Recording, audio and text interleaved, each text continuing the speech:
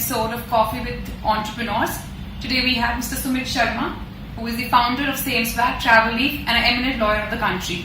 So before starting anything, I would like to welcome you to the show. It's a pleasure. It's a pleasure to be here. Great, sir. Sir, I would really want to interview you, know about your journey. I think you are an inspiration for a lot of people starting your career from a lawyer. Even today you are a lawyer and then switching over to entrepreneurship as well. So I would want to know your journey. Before that, let's know each other. Let's try to know each other personally. Let's try to know about your family. Can I just have a brief about that? See, life started the way it starts for all of us youngsters, and I was a very, you can say, a very average student in my school or class, and the same scare which the kids have with their teachers and with the exams and everything. Backbencher, you can say. And the biggest scare was studies. So, but yes, once we grew up and then I was in college, so things become better and things become more clearer. How do you have to go about it? And since beginning, I had this thing in my mind that something big has to be achieved at the end of the day. Nothing average will work. So, but obviously the good part is that the future is always uncertain and you don't know the future. Life is always giving you new things every day. You never know what will come on your way. So at the end of the day, every day you get to see that something new, whatever your plans were, things will turn out to be different. So you should be ready. You always have to be ready on what comes on to you.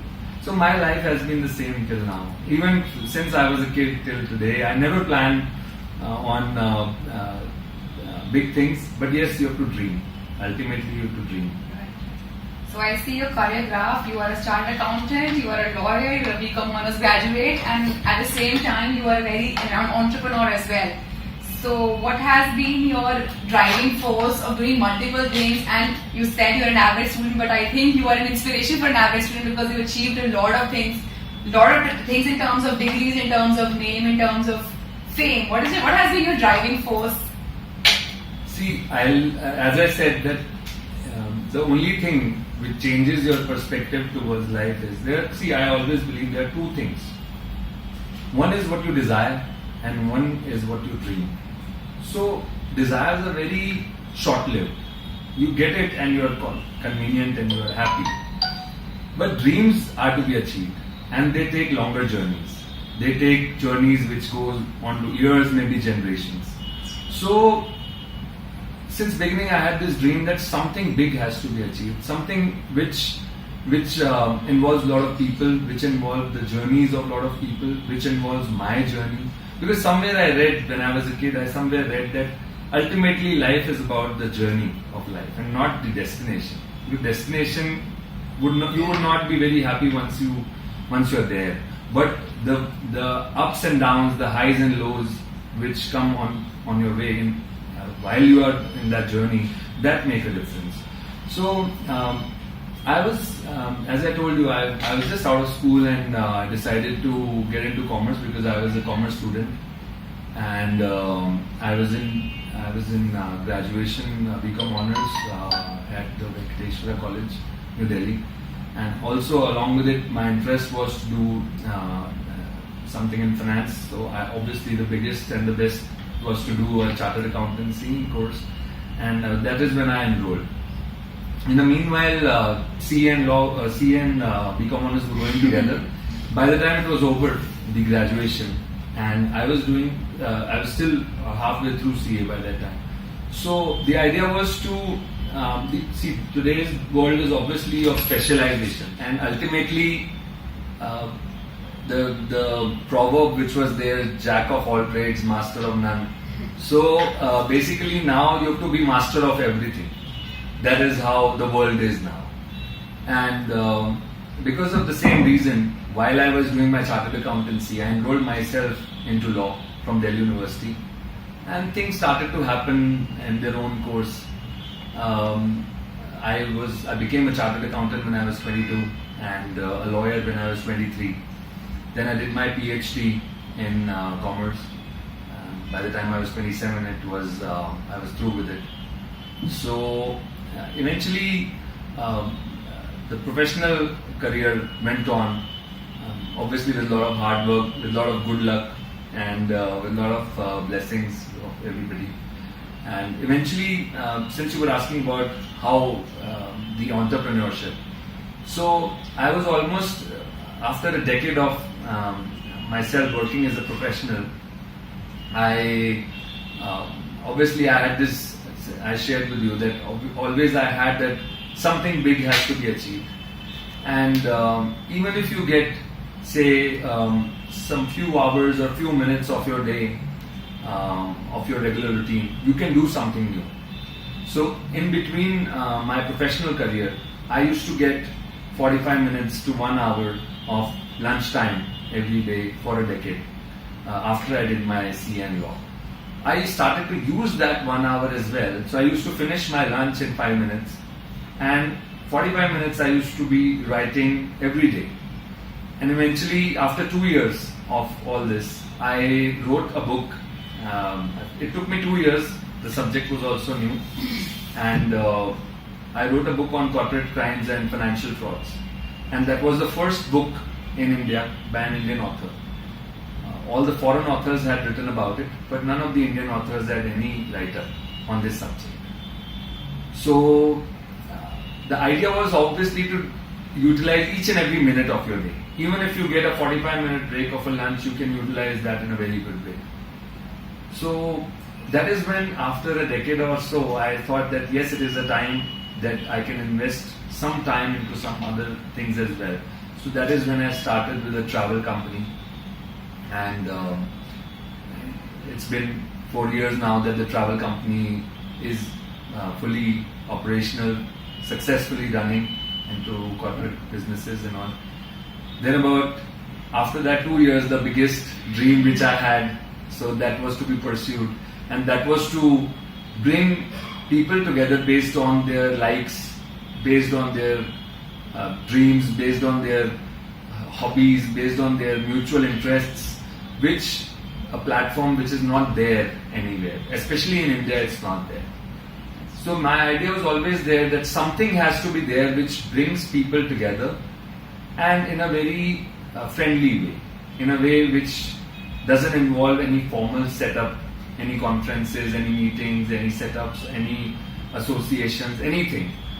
It has to be today's day and age, it has to be today's thing. So I decided to create an application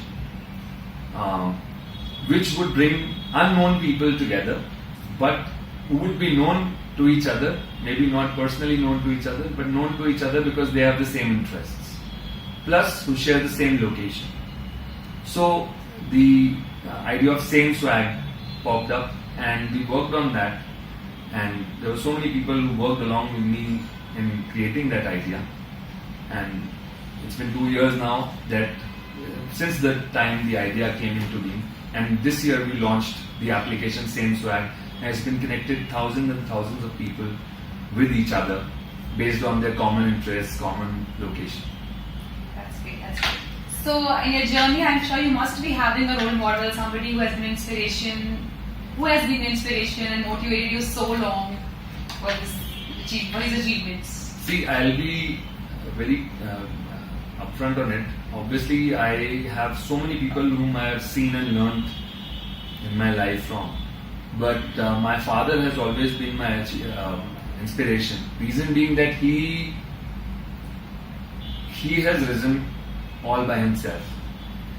And when you see somebody fighting it out, creating the whole thing by themselves, you also get inspired to do the same thing one day. You have it in you that yes, I have to achieve something which is maybe not, obviously you never want to outdo your own father, but you always look up to that if some good effort is done, you can achieve something big. So it will be a proud moment for everybody in the family, including your father.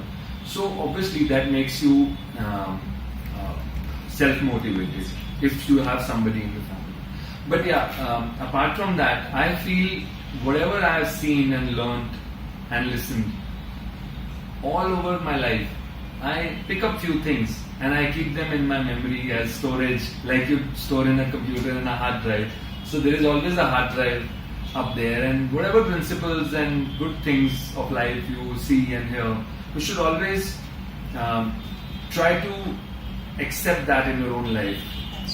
So a lot of things, and I remember the only few short words which I remember from my college days. Somewhere I read in a book which said, "A name without fame is like fire without flame." So those were the words which are still stuck in my mind, like engraved. And ultimately, see, basically, you always have to follow a dream. That's true. At the end of the day, if you achieve it, the journey which you pass, that is the beauty of the life. Any three adjectives that link you to an entrepreneur that can define your personality and are common between you and an entrepreneur? Like any three adjectives that you can. Okay, so this is a difficult one. I know because- that, but I think you have all the qualities of an entrepreneur. See, focused is obviously one. Okay. Focused, you have to be smart these days, and you have to be informed. So these three things I can say. Informed, I don't know, whatever way you can take it, but informed means that you know what you're doing. So informed, being focused, and being smart. These are the three things in today's age, which I can say, which I could, Relate relate right now. to, yeah. Great. So right now we have somebody who is an average student, yet he was able to achieve so many things. So it's an inspiration for a lot of students who are not that great scorers, who are average scorers also, that you need to dream big, you can achieve a lot of things in life. Ultimately, what we want from them is performance. But once you are a success story, obviously, then nobody will ask you which college did you go to. And if you feel whatever you've read, you don't want to follow that particular field and you want to go in something else, why not? It's never too late.